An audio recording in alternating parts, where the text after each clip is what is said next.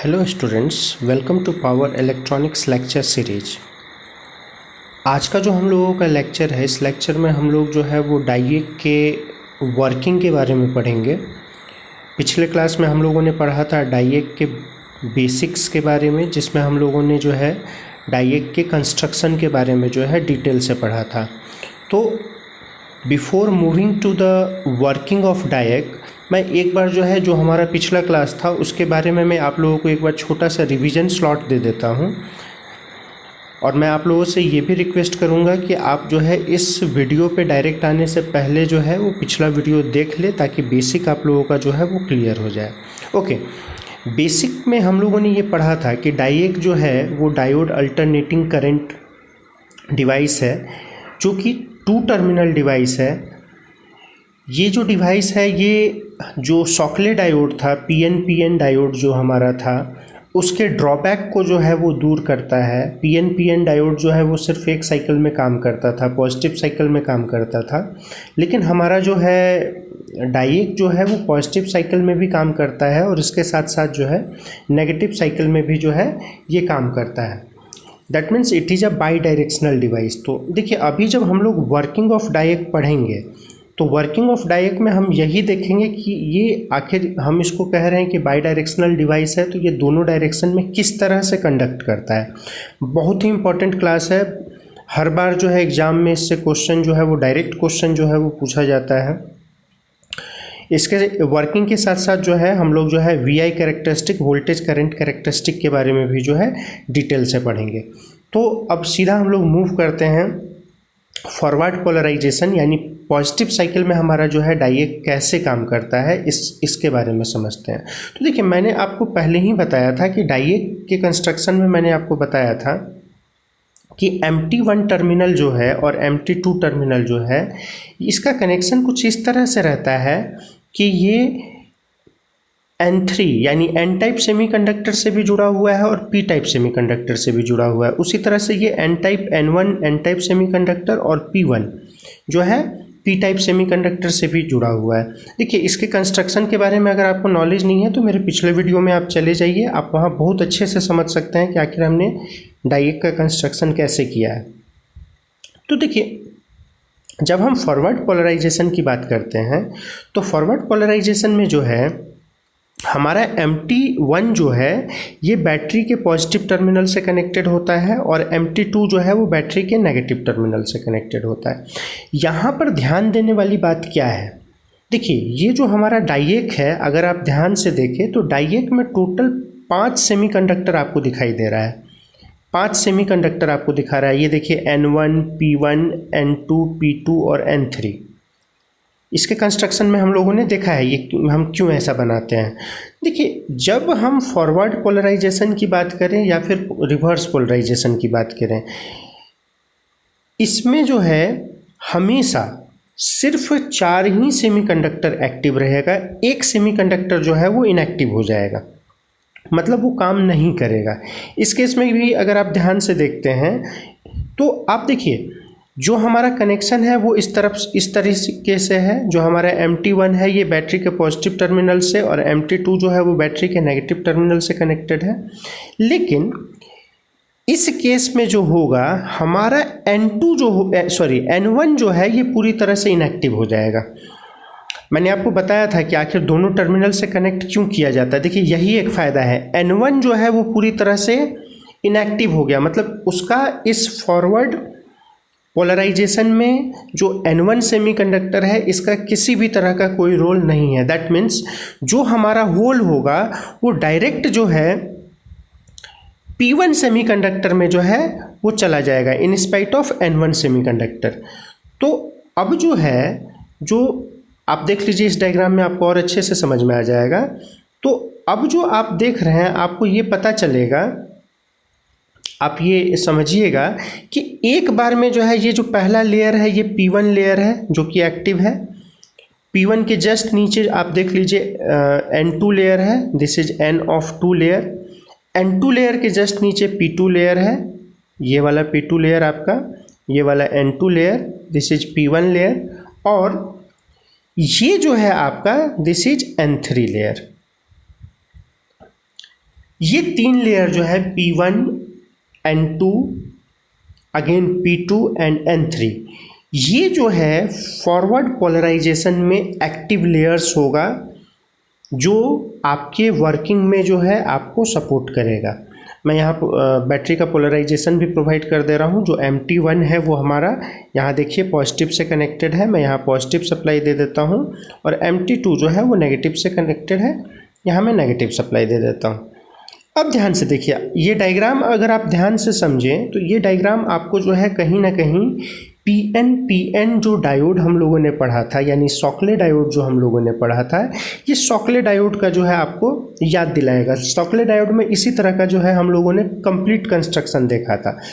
अब देखिए इस पूरे के पूरे जो स्ट्रक्चर हमने बनाया है, इस स्ट्रक्चर में जब आप देखें तो जो P टाइप सेमीकंडक्टर है इसमें पॉजिटिव सप्लाई हो रहा है, अगेन नीचे N टाइप सेमीकंडक्टर जो है यहाँ पे नेगेटिव सप्लाई हो रहा है। आप अगर ध्यान से देखें तो जैसा कि PN डायोड में होता था, यहाँ भी आपको 3 लेयर मिलेगा। पहला लेयर ये वाला है, हम इसको नाम दे देते हैं लेयर A। दूसरा लेयर जस्ट इसके नीचे है, मैं इसको लेयर B से डिनोट कर देता हूँ, और तीसरा लेयर जो है ये है। यानी मैं एक बार पूरा क्लियर डायग्राम पे भी आऊँगा ताकि आप लोगों को प्रॉब्लम ना हो। ये जो है आप ध्यान से देखिए, 3 लेयर जो होगा आपका, ये लेयर A होगा, ये लेयर B होगा, और ये लेयर C होगा। ठीक है, अब ये जो लेयर A B C है, तो ये A वाला जो पार्ट होगा, चूँकि यहाँ P में पॉजिटिव सप्लाई हो रहा है, P में जो है P1 जो है इसमें पॉजिटिव सप्लाई हो रहा है, और नीचे N(3) में जो है वो नेगेटिव सप्लाई हो रहा है, तो ये जो A और C लेयर होगा ये फॉरवर्ड बायस में होगा। लेकिन जो हमारा B लेयर होगा that is in reverse bias. जो हमारा B लेयर होगा ये रिवर्स बायस के कंडीशन में होगा, यानी ये जो है रिवर्स बायस के कंडीशन में होगा। अब देखिए जो सप्लाई होगा, सप्लाई जो है वो सप्लाई फॉरवर्ड बायस में आपको पता है कि डिप्लीशन लेयर जो है वो थिन होता है, तो कहीं भी कोई सप्लाई में प्रॉब्लम नहीं होगा। लेकिन जैसे ही सप्लाई जो है हमारा इस मिडिल वाले पार्ट पे पहुंचेगा, जंक्शन B पे पहुंचेगा, PN जंक्शन B पे पहुंचेगा, तो वहाँ पर जो है due to thick depletion layer electron hole के फ्लो में जो है वहाँ पर ऑब्स्टेकल क्रिएट होगा, वहाँ इलेक्ट्रॉन और होल का फ्लो जो है वो नहीं हो पाएगा। इस केस में जो है जो हमारा सोर्स है, सोर्स से हम वोल्टेज का लेवल इंक्रीज करेंगे। सेम प्रोसेस है जैसा कि हम लोगों ने PN डायोड में किया था। यहाँ पर जो है हम सोर्स का, यहाँ से जो है हम सोर्स से जो है सप्लाई का जो है वैल्यू इंक्रीज करेंगे। एक कंडीशन ऐसा आएगा जिस कंडीशन में जो है जो हमारा सप्लाई था वो सप्लाई का वैल्यू इतना अधिक हो जाएगा कि ये जो बीच का हमारा रिवर्स बायस है, ये रिवर्स बायस जो है उस समय जो है ब्रेक कर जाएगा। जिस वोल्टेज पे जो है रिवर्स बायस जो है वो ब्रेक होगा, हम उसको नाम देते हैं VBO, that is break over voltage, VBO। यानी VBO जो है यही वो पॉइंट है जहाँ से हमारा जो है डाइएक वो जो है फॉरवर्ड पोलराइजेशन में कंडक्ट करना शुरू कर रहा है। This is very important point. हालांकि ये सेम पॉइंट है जो कि शॉकले डायोड में था, लेकिन आप बहुत समझिए ध्यान से इस चीज़ को कि जैसे ही VBO का सप्लाई जो है हमारा होगा, VBO का सप्लाई जैसे ही होगा, हमारा जो रिवर्स बायस के कंडीशन में जंक्शन B था ये ब्रेक करेगा, और ब्रेक होने के बाद जो है यहाँ पर जो है सप्लाई जो है वो पूरी तरह से ऑन स्टेट में आ जाएगा। उससे पहले यानी VBO के सप्लाई से पहले जो है हमारा जो डाइएक है वो ऑन स्टेट में नहीं होगा। हालांकि बहुत छोटा अमाउंट ऑफ करंट जो है, लीकेज करंट जो है, बहुत small amount of leakage current जो है उस समय फ्लो करेगा, जिसको हम लोग जो है फॉरवर्ड जो है कंडीशन में लीकेज करंट भी कहते हैं।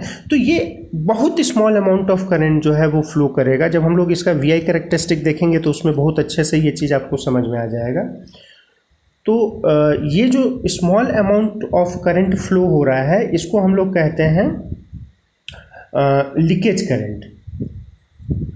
ओके, ये जो है प्रोसेस ऑफ रिकॉम्बिनेशन के कारण जो है वो फ्लो होता है, लेकिन इसका वैल्यू जो है वो बहुत ही कम होता है। मतलब बहुत ज़्यादा इसका वैल्यू नहीं होता है, बहुत ही कम इसका वैल्यू होता है। चलिए, ये आप लोगों को समझ में आ गया होगा। हम लोग सीधा जो है मूव करते हैं इसके बाद जो है फॉरवर्ड वीआई कैरेक्टरिस्टिक पे, ताकि आप लोगों को जो है इसका वीआई कैरेक्टरिस्टिक भी समझ में आए।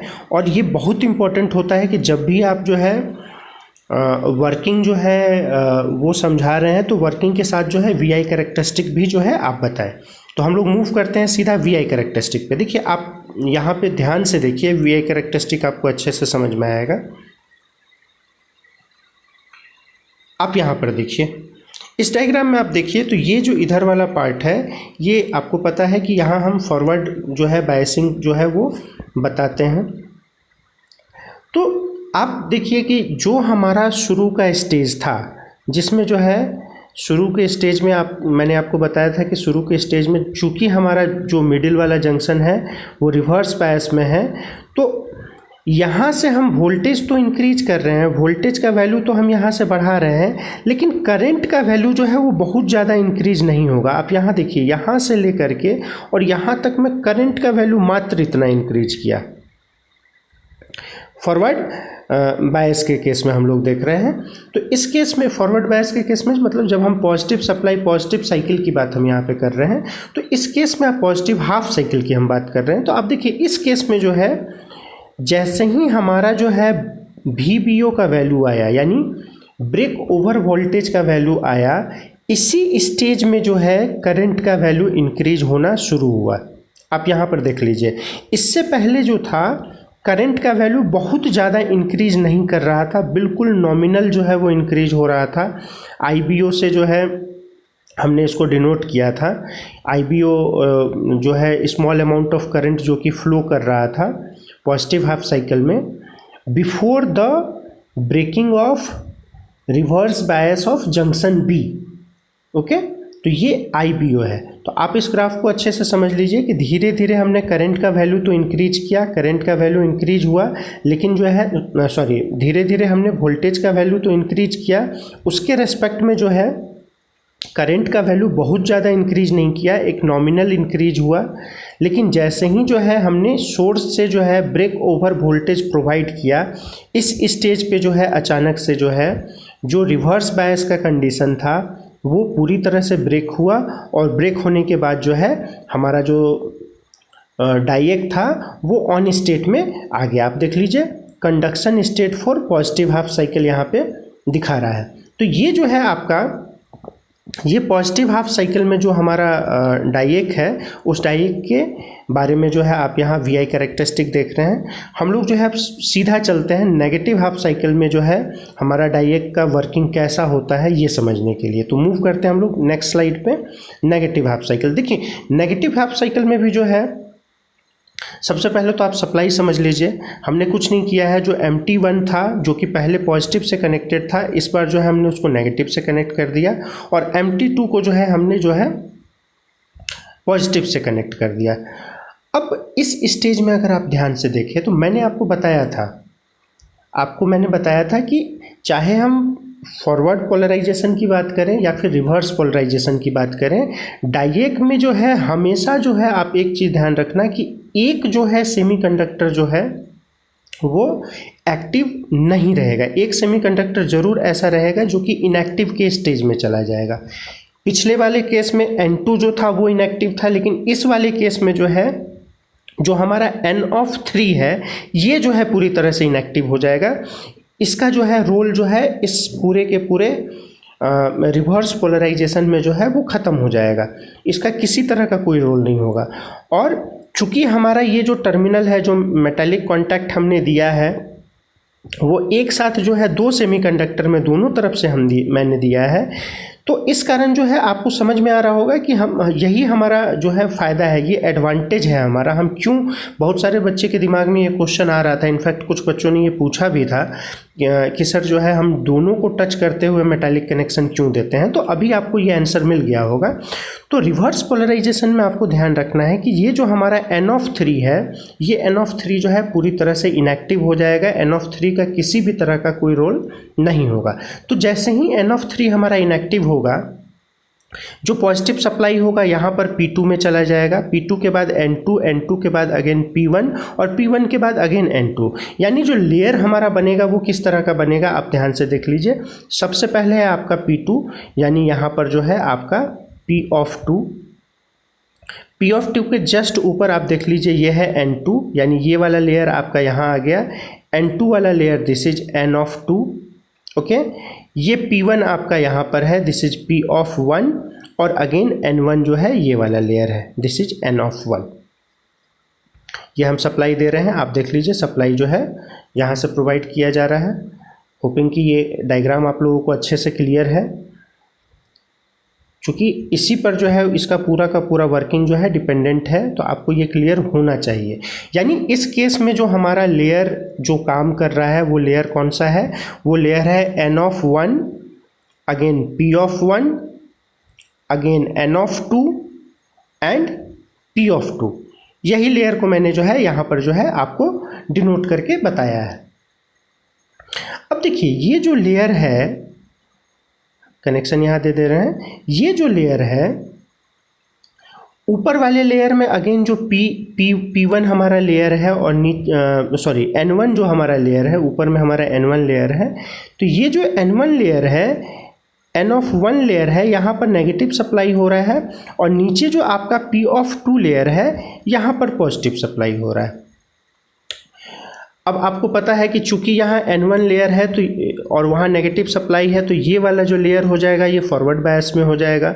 अगेन ये जो लेयर होगा this is also in forward bias. लेकिन ये जो बिल्कुल सेंटर वाला लेयर होगा ये इस बार भी जो है हमारा रिवर्स बायस के स्टेज में आ जाएगा। ये जो है इस बार भी जो है रिवर्स बायस के कंडीशन में ही रहेगा। यानी अब आपको समझ में आ रहा होगा कि अगर फिर से हमको इसके रिवर्स बायस के कंडीशन से इसको हटाना है तो जो हमारा वोल्टेज सोर्स है, वोल्टेज सोर्स से जो है हमको सप्लाई जो है वो इंक्रीज करना पड़ेगा। यानी इस बार भी जो है हम जैसे ही हमारा सप्लाई जो है ब्रेक ओवर वोल्टेज को अप्रोच करेगा, जैसे ही हमारा सप्लाई ब्रेक ओवर वोल्टेज को अप्रोच करेगा तो ये जो हमारा एक रिवर्स बायस का जो है एक वॉल क्रिएटेड था, रिवर्स बायस का जो है एक थिक वॉल जो है क्रिएट था, ये थिक वॉल जो है वो ब्रेक कर जाएगा। ये वॉल जो है यहीं पर जो है वो ब्रेक करेगा और ब्रेक करने के बाद जो है सप्लाई जो है वो इजीली जो है वो फ्लो कर जाएगा। और हमारा काम ही यही था, हम चाह ही यही रहे थे कि हमारा जो है वो सप्लाई हो जाए।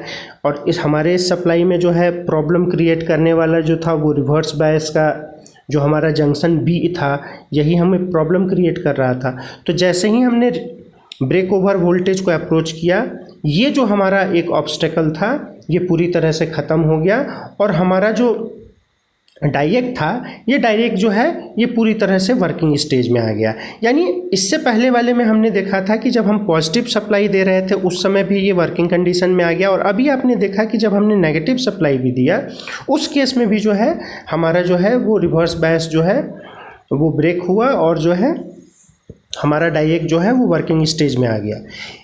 चूँकि ये पॉजिटिव साइकिल और नेगेटिव साइकिल दोनों में काम कर रहा है, इसी कारण जो है हम इसको बाई डायरेक्शनल भी कहते हैं। आप अगर ध्यान से देखें तो फॉरवर्ड साइकिल और रिवर्स साइकिल में कोई खास जो है वो अंतर आपको समझ में नहीं आ रहा होगा। जैसा वर्किंग उसमें था वही सेम वर्किंग यहाँ पर है। बस पहले वाले केस में जो हमारा N1 लेयर था, ये N1 लेयर जो था वो एक्टिव नहीं था, और जो हमारा रिवर्स पोलराइजेशन में हमने देखा तो यहाँ पर जो है रिवर्स पोलराइजेशन में जो है जो हमारा N3 लेयर था ये एक्टिव नहीं था। सीधा हम मूव करते हैं इसके वी आई कैरेक्टरिस्टिक पे। आप लोगों को रिवर्स पोलराइजेशन जो है वो समझ में आ गया होगा। तो अगर आप वी आई कैरेक्टरिस्टिक देखें तो ये जो आप यहाँ पर देख रहे हैं, this is the part of negative half cycle या फिर रिवर्स पोलराइजेशन का ये केस है। आप देखिए कमोबेश लगभग वही है। हम सप्लाई प्रोवाइड कर रहे थे, वोल्टेज जो है हम सब प्रोवाइड कर रहे थे, लेकिन चूंकि रिवर्स बायस में जो है वो वहाँ पर जो है कंडीशन जो है मिडिल वाले जंक्शन पे, जंक्शन बी पे जो है वो क्रिएटेड था। इस कारण जो है करंट का वैल्यू बहुत ज़्यादा इंक्रीज नहीं कर रहा था। लेकिन जैसे ही हमने जो है सप्लाई इंक्रीज किया, जो हमारा ब्रेक ओवर वोल्टेज पे जो है हमने सप्लाई इंक्रीज किया, आप देखिए कि कंडक्शन जो है नेगेटिव हाफ साइकिल में यहाँ पर भी जो है वो ऑन हो गया, यहाँ पर भी जो है वो कंडक्शन शुरू हो गया। तो आप चूंकि यहाँ भी कंडक्शन हो रहा है, यहाँ भी पॉजिटिव हाफ साइकिल में भी कंडक्शन हो रहा है, नेगेटिव हाफ साइकिल में भी कंडक्शन हो रहा है, इस कारण जो है हम लोग इसको जो है बाई डायरेक्शनल जो है डिवाइस भी कहते हैं। बाई डायरेक्शनल जो है डिवाइस होने के कारण जो है इसके इसी प्रॉपर्टी के कारण जो है हम लोग इसका जो है बहुत जगह यूज भी करते हैं। तो होपिंग कि ये जो टॉपिक है आप लोग अच्छे से समझ गए होंगे, इसमें कोई प्रॉब्लम आपको नहीं होगा। अगर कोई प्रॉब्लम होता है तो डेफिनेटली जो है आप एक बार फिर से जो है इस वीडियो को रिवाइंड करके देख लीजिए। देखिए बहुत बार ये पूछा जाता है कि जो डाइएक है उसका एप्लीकेशन कहाँ पर है। तो आप बिल्कुल ध्यान रखें कि देखिए ये पॉजिटिव हाफ साइकिल में भी यूज हो रहा है, नेगेटिव हाफ साइकिल में भी यूज हो रहा है।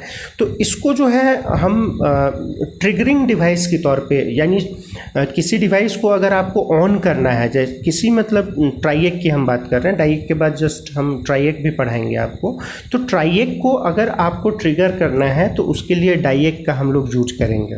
इसके साथ साथ जो है आप जो भी हीट कंट्रोल्ड सर्किट होता है, जहाँ पर भी जो है हीट कंट्रोल करना रहता है, ऐसे सर्किट में भी जो है हम लोग डाइएक का यूज करते हैं।